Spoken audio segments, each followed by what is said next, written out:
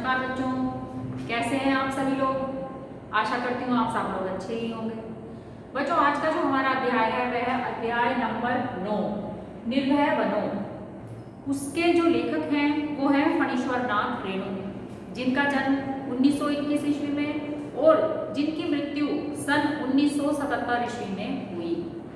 प्रसिद्ध आंचलिक कथाकार रेणु का जन्म बिहार में वर्तमान बिहार के पूर्णिया जिला के ओराही हिंगना गांव में हुआ था। उनकी शिक्षा दीक्षा उनके गांव विराटनगर तथा वाराणसी में हुई। उन्होंने भारत तथा नेपाल के स्वाधीनता आंदोलनों में सक्रिय रूप से भाग लिया तथा इस कार्य के लिए उनको कारावास भी जाना पड़ा। कुछ समय तक उन्होंने आकाशवाणी पटना में कार्य किया। अपने पहले उपन्यास मैला आंचल के प्रकाशन के साथ ही वे विख्यात हो गए। विख्यात हो जाना मतलब प्रसिद्ध हो जाना। उन्होंने अपना पहला उपन्यास लिखा मैला आंचल और वो इतना पसंद किया गया लोगों के द्वारा कि वह प्रसिद्ध हो गए। उसके पहले वे एक कहानीकार तथा रितोर पास लेखक के रूप में साहित्य जगत में सुपरिचित हो चुके थे। मतलब उनका जो ये पहला प्रकाशन हुआ मैला आंचल, उससे पहले ही वह लोगों के दिलों में अपना घर बना चुके थे और एक प्रकार से साहित्य जगत में सुपरिचित हो चुके थे। सुपरिचित हो जाना मतलब ये होता है कि पहचान के योग्य हो जाना। आसानी के साथ ही यदि हम उनका नाम लें तो उनको आसानी के साथ ही पहचाना जा सके। रेणु जी की रचनाओं में उनका जीवन अनुभव उभरता है। वो इस प्रकार से अपने लेखन का कार्य करते थे कि उनके जीवन की जितनी भी घटनाएं हैं, ऐसा लगता था कि साक्षात रूप से वह उनके लेखन में दिखाई दे रही हो। जीवन की स्वरूपता कुरूपता को मानवीय सहृदयता तथा पूर्ण तटस्थता के साथ उन्होंने अपनी रचनाओं में व्यक्त किया है। तो जीवन में होने वाली अच्छी और बुरी सभी प्रकार की घटनाओं को उन्होंने अपनी रचनाओं के माध्यम से हम लोगों के पास तक पहुंचाने का अथक प्रयास किया है। उनकी भाषा में लोक बोलियों के शब्दों का प्रयोग ध्यान आकर्षक है। उन्होंने जब अपना लेखन कार्य किया तो जो उस समय के वातावरण की उनकी भाषा शैली थी, उन्होंने अपनी रचनाओं में उसी भाषा शैली का प्रयोग किया। उससे क्या होता था, जब आम जनता उसको पढ़ती थी तो बहुत ही आसानी के साथ उनकी भाषा को उनको समझ में आ जाता था। मैला आंचल, पढ़ती परिकथा, जुलूस, पलटू बाबू रोड, कितने चौराहे आदि उनके प्रमुख उपन्यास तथा ठुमरी, अग्निकोर, एक आदिम रात्रि की महक आदि उनके प्रमुख कहानी संग्रह हैं। भारत सरकार ने उन्हें पद्मश्री की उपाधि से भी सम्मानित किया था। यह अंश उनके उपन्यास कितने चौराहे के 7वां प्रकरण से लिया गया है। विद्यार्थी जीवन में ही मानवीय सामाजिक मूल्यों के प्रति कथानायक मनमोहन का कैसे झुकाव होता है, इस अंश में उसका चित्रण है। शिक्षक इस पाठ से निर्भयता के गुण का विकास करने का प्रयास करेगा। जो भी इसको पढ़ेगा वो क्या करेगा, उसमें दिखाए गए निर्भयता के गुणों को विकसित करने का प्रयास करेगा। तो प्रियोदा प्रियव्रत राय मैट्रिक में पढ़ता है। प्रियव्रत राय मैट्रिक में पढ़ता है। स्कूल के सभी लड़के और मास्टर उसको प्यार करते हैं। स्कूल में ही नहीं, कुछ छोटे से कस्बे में उसको प्राय सभी जानते हैं। किसको जानते हैं?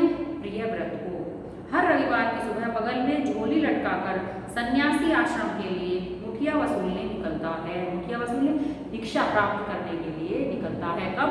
हर रविवार को।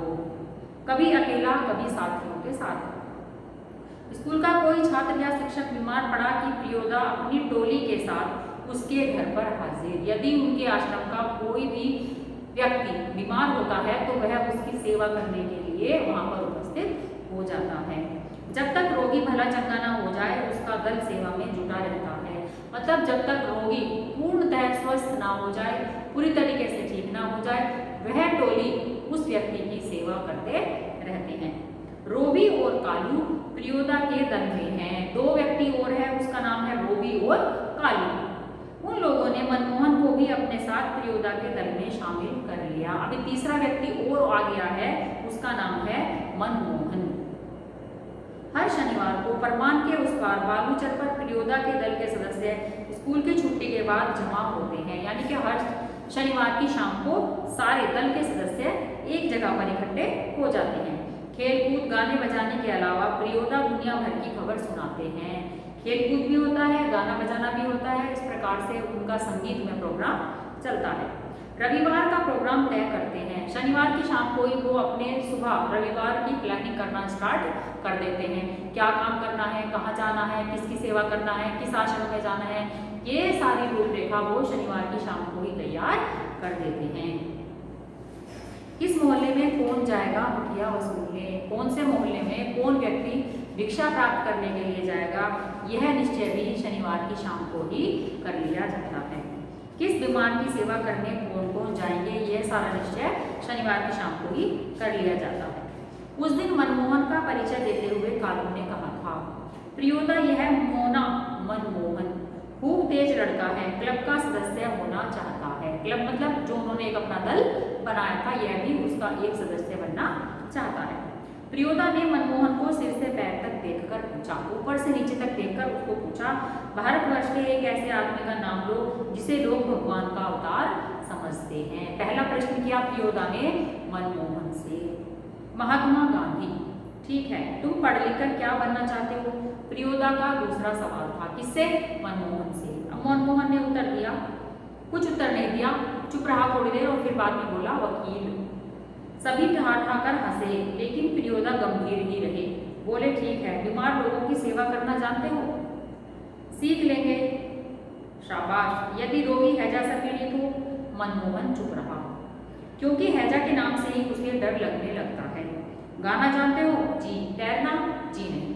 प्रियोदा ने सूर्य नारायण नामक सदस्य से कहा, सूरज मोना तैरना नहीं जानता, सीख जाएगा, एक दिन उठाकर पानी में फेंक दूंगा, खुद तैरने लगेगा, ऐसा सूरज ने कहा। सभी हंसने लगे। सूर्य नारायण पढ़ने में कमजोर है, लेकिन शरीर उसका मजबूत है, रोज 100 दंड बैठक करता है। उसके साथी सूरज पहलवान कहते हैं उसको। दल के सदस्यों को तैरना सिखाना उसी का काम है। उस दिन सभी ने एक नए सदस्य मोना यानी मनमोहन से गीत सुनने की इच्छा प्रकट की। मनमोहन पहले लजाया, किंतु जब प्रियोदा ने आग्रह किया तो उसने खकार कर गला साफ किया। खकारना मतलब खांसना, खास करके जब गाने से पहले अपना थोड़ा गला सही करते हैं ना, तो वैसा ही उसने किया। कौन गीत गाए गए और फिर उसने शुरू किया, राम रहीम न जुदा करो भाई, दिल को सच्चा रखना जी। इस प्रकार का एक गीत मनमोहन ने गाया। गीत समाप्त होने के बाद प्रियोदा बोले, वाह बहुत मीठा गला है तुम्हारा। कालू तुम प्रभात फेरी वाले दोनों गीत मोना को सिखा देना। जब वो लोग प्रभात फेरी निकालते थे, गाँव गाँव में घूम घूम करके स्वतंत्रता का प्रचार करते थे या किसी अपनी कोई भी संदेश गाँव वालों तक पहुँचाते थे, तो वह गीत के रूप में उसको निकालते थे। तो जब वो गीत के रूप में गाना गाते हुए निकलते थे तो उसको वो लोग प्रभात फेरी बोलते थे। सूरज पश्चिम की ओर झुक गया, बालूचर पर लाली उतर आई, परमान की धारा पर डूबते हुए सूरज की अंतिम किरण झिलमिलाई। इसका मतलब है कि धीरे धीरे सूर्य अस्त होने लगा और क्या होने लगा, चंद्रमा के निकलने की तैयारी होने लगी। पखेरु दल बांधकर बांस वन की ओर लौटने लगे। सभी पक्षी क्या करने लगे, अपने अपने घोंसलों की ओर लौटने की तैयारी करने लगे। प्रियोदा के दल के सभी सदस्य पंक्ति बांधकर लौटे। लाइन बनाना, पंक्ति बनाना मतलब लाइन बनाकर लौटने लगे। पुल के पास एक गाड़ीमान तन्मय होकर गीत गा रहा था। जैसे ही वे पुल के पास पहुंचे, उन्होंने देखा कि एक गाड़ी वाला बहुत खुश होकर के गाना गा रहा है। भोला गरीबक दीन दैया, दीन पहिया हरम भोला गरीबक दीन रे। सूरज ने भी उसी सुर में सुर मिलाकर गाना शुरू किया। एक टाजे लोटा छल बेटा छल तीन पहिया, पीबतई काल लोटा लेलक छीना। कृत्यानंद झा ने कहा, विद्यापति की लाचारी है, लाचारी लाचारी टटटाएं। बालूचर के उस पार से किसी ने फायर किया। अचानक उनको रिवाल्वर या बंदूक की गोली की आवाज सुनाई दी। एक पखेरु बालू पर गिरकर छटपटाने लगा। पखेरु मतलब पक्षी। किसी ने एक पक्षी को बंदूक से निशाना बना करके गोली चलाई। गोली की आवाज उस पूरे दल के साथियों ने सुनी। उसका जोड़ा विकल होकर बहुत देर तक रोता रहा। 2 पक्षी थे, एक मर गया, दूसरा उसको मरते हुए देखकर बहुत देर तक रोता रहा। मटमैले अंधकार में एक अर्धली लूंगी आदमी दौड़ा हुआ आया और मरी हुई चिड़िया के डहने को पकड़कर चिल्लाया, मिल गया हुजूर। अंधकार से अचानक एक व्यक्ति दौड़ता हुआ आया और आकर के उस चिड़िया का एक पंख उठा करके कहने लगा, हुजूर मिल गया। इब्राहिम बोला, सब डिप्टी साहब का अर्दली है, साला भारी खचड़ा है। प्रियता के मुंह से अचानक निकला, हट। इब्राहिम ने कहा, सब डिप्टी साहब का नौकर है जो अभी चिड़िया को उठा करके लेकर गया है। तब इब्राहिम को अपनी गलती का एहसास हुआ। दल का नियम है कोई सदस्य किसी किस्म का अपशब्द या गाली मुंह से नहीं निकालेगा। उनके दल की एक ये भी कंडीशन थी कि कोई भी व्यक्ति आपस में गाली गलौज नहीं करेगा। इब्राहिम ने तुरंत सिर झुकाकर दल के नायक प्रियोदा और सदस्यों से माफी मांगी। बात यह है कि सभी हंसे। प्रियोदा ने गंभीर होकर कहा, इब्राहिम यह तुम्हारी 8वीं गलती है, 10 होते ही हम सब तुम्हारे साथ नहीं रहेंगे। इब्राहिम ने पूछा, लेकिन सरकारी अफसरों को गाली देने में क्या हर्ज है? तुम्हारा मुंह खराब होगा, उनका कुछ भी नहीं बिगड़ेगा। मगर वे जो गाली देते हैं वे ही क्यों? बहुत लोग गालियां बकते हैं। नहीं प्रियोदा, आप इब्राहिम को नहीं समझा सकिएगा। 1 महीने बाद देरी से पूछता है। मैं समझा देता हूँ। देखो इब्राहिम, यदि क्लब का मेंबर रहना है तो इसके रूल्स को मानना होगा। नियम है कि कोई सदस्य आपस में बातचीत के सिलसिले में भी कोई खराब शब्द नहीं बोलेगा। जानते हो ना?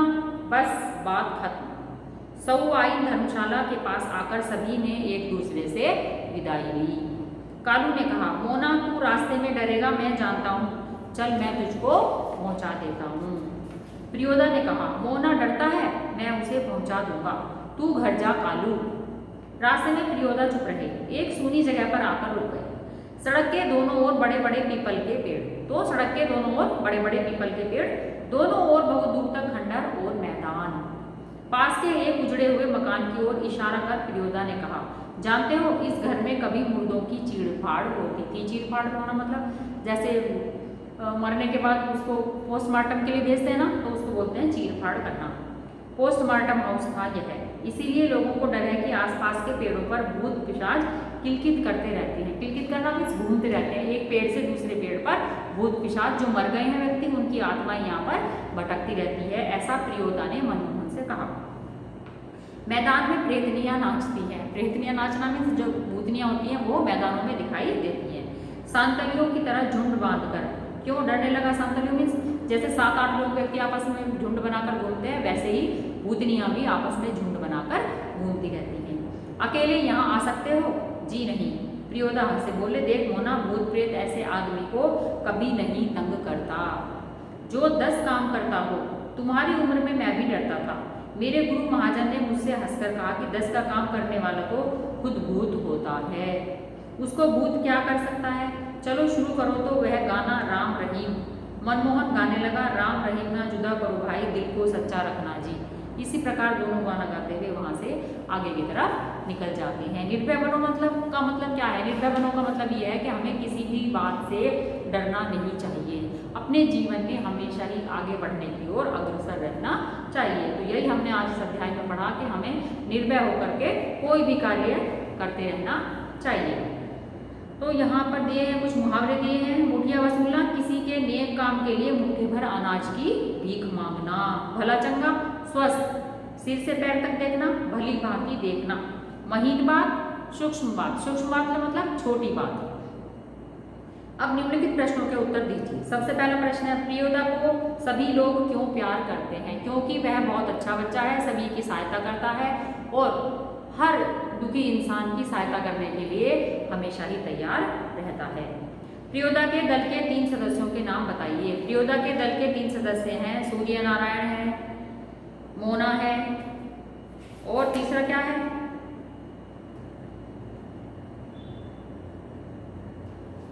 तीसरा नाम है सूरज।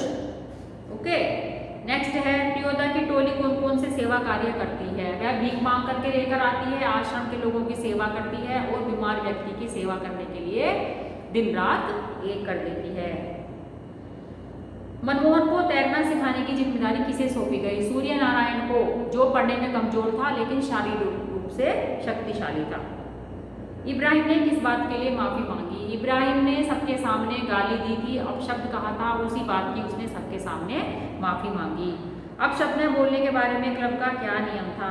अपशब्द ना बोलने के बारे में नियम था कि अगर किसी ने 10 बार अपशब्द बोले तो वह व्यक्ति हमारे क्लब से बाहर कर दिया जाएगा। अभी क्या करना है, आपको एक एक प्रश्नों का उत्तर देने हैं, 2-3 वाक्यों में उत्तर देने हैं और जो सात स्थान है उसको थोड़ा सा आपको लंबाई के साथ लिखना है। लंबाई मतलब आधा पेज या पूरा पेज भी आप उसके बारे में लिख सकते हैं। फिर है सही जोड़े मिलाइए। मनमोहन हैजे से डरने वाला, प्रियव्रत मैट्रिक का विद्यार्थी, सूर्य नारायण पहलवान, डिप्टी का अर्दली खचड़ा और परमान एक नदी। शब्द समूह के लिए एक एक शब्द लिखिए। दूसरों के लिए किए हुए उपकार को मानने वाला, कृतज्ञ। दूसरों के लिए किए गए उपकार को ना मानने वाला, कृतघ्न। मुर्दों के चीर फाड़ की जगह पोस्टमार्टम हाउस या मुर्दाघर, जहां बीमारों को भर्ती करके इलाज होता है, अस्पताल। विरुद्धार्थी शब्द लिखिए। गरीब अमीर, प्यार नफरत, स्वस्थ अस्वस्थ, गलत सही, उजड़ा हरा भरा। दो दो समानार्थी शब्द लिखिए। सुबह का प्रभात और प्रातःकाल या सवेरा भी लिख सकते हो। शाम को सांझ और संध्या। दल झुंड और समूह। कमजोर दुर्बल और पतला। मकान घर। तो इस प्रकार से ये विरुद्धार्थी शब्द थे और ये समानार्थी शब्द थे। इसी प्रकार से आपको जितने भी इसमें प्रश्न दिए गए हैं उनके आंसर बुक से ढूंढने का प्रयास करना चाहिए। बेटा जब तक आप इस चैप्टर को अच्छे प्रकार से नहीं पढ़ेंगे, सारे प्रश्नों के आंसर अपने आप से ढूंढने की कोशिश नहीं करेंगे, किसी भी अध्याय का अर्थ तथा किसी भी अध्याय को समझने में आप असमर्थ होंगे। यदि आप किसी भी अध्याय को अच्छी प्रकार से समझना चाहते हैं, सबसे पहले उस चैप्टर की लाइन बाय लाइन आपको पढ़नी होगी। जो डिफिकल्ट शब्द आपको लगता है उसी वक्त आप उसको पेंसिल से अंडरलाइन करिए और शब्दकोश के द्वारा उसके अर्थ को जानने का प्रयास कीजिए। तो जब भी आप इस प्रकार से पढ़ाई करेंगे तो आप हर अध्याय को समझने में और पढ़ने में सक्षम हो जाएंगे। और एक निवेदन और है, जो वर्कशीट्स आपको दी जाती है कृपया करके उसको पूरी तरीके से भरने का प्रयास कीजिए। आधी अधूरी वर्कशीट देने से मुझे कोई प्रॉब्लम नहीं है, लेकिन आप लोगों को कोई फायदा नहीं होने वाला जब तक आप उस वर्कशीट को पूरा कंप्लीट करके मुझे जमा नहीं करते। तो अगर आप वर्कशीट को अच्छे से पढ़ेंगे, चैप्टर को अच्छे से पढ़ेंगे, तो सारे के सारे वर्कशीट्स के आंसर आपको आपके टेक्स्ट बुक्स में ही मिल जाएंगे। तो आशा करती हूँ आज से आप अपने चैप्टर्स को अच्छे प्रकार से पढ़ेंगे और आगे आने वाले दिनों में जो भी वर्कशीट आप मुझे देंगे उसको पूर्ण तरह कंप्लीट करने के बाद ही आप मुझे देंगे। धन्यवाद बच्चों।